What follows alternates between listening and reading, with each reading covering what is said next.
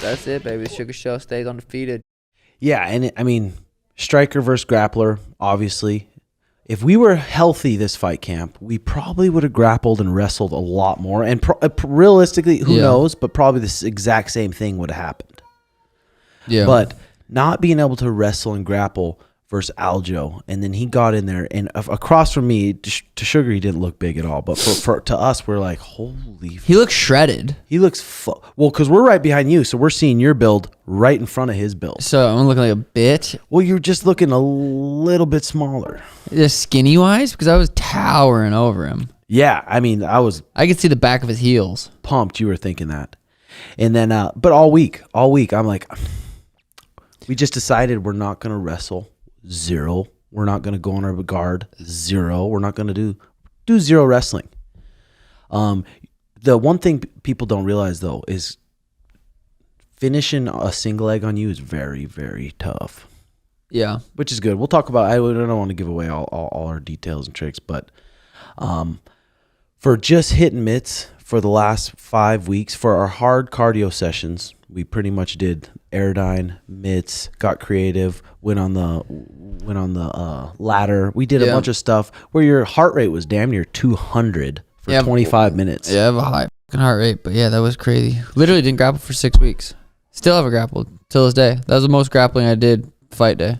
I know you were, and I was confident because not much running this fight camp either. Mm-hmm. But I was confident your legs were in shape for how hard you were pushing on that fucking Airdyne, dude. I pretty much ride the Airdyne every day. I do some kind of workout on the Airdyne pretty much every fucking day, and I hated it. And then on the hard days, the literally goal was just try to break you. Just gas me 25 minutes. Try to fucking break you in 25 minutes. I was hoping I lost that shit so I could go back to 3s.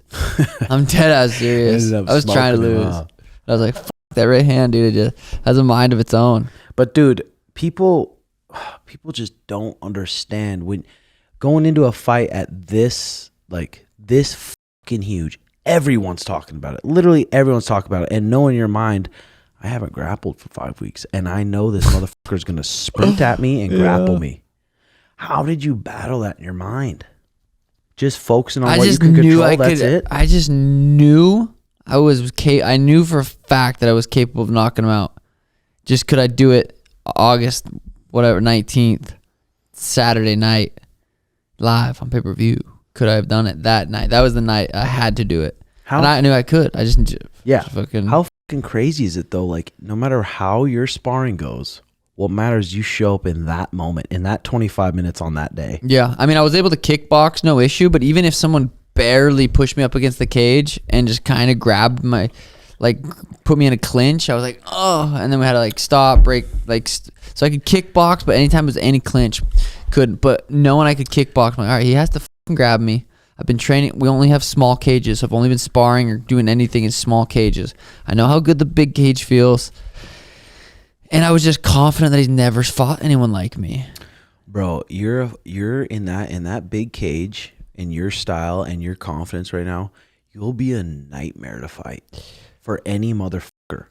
People in here, good people, some of the best wrestlers in the world, some of the best fighters in the world, they know your game and they still can. It's tough taking you down. So I don't know, bro. I couldn't.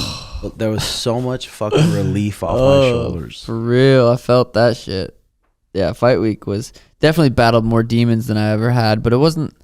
It never got out of hand. It never kept me up super late where I was like, fuck. It literally, to us, you're ice cold. It's crazy when those thoughts come in, you know how to deal with them. I just deal with them, yeah. It's a super fucking power. But I also think it's just the confidence I have from doing the shit I've done. Yeah. And I put in as much work as I possibly could without grappling. I'm like, I did everything I possibly could. I was trying to let that fucking heal.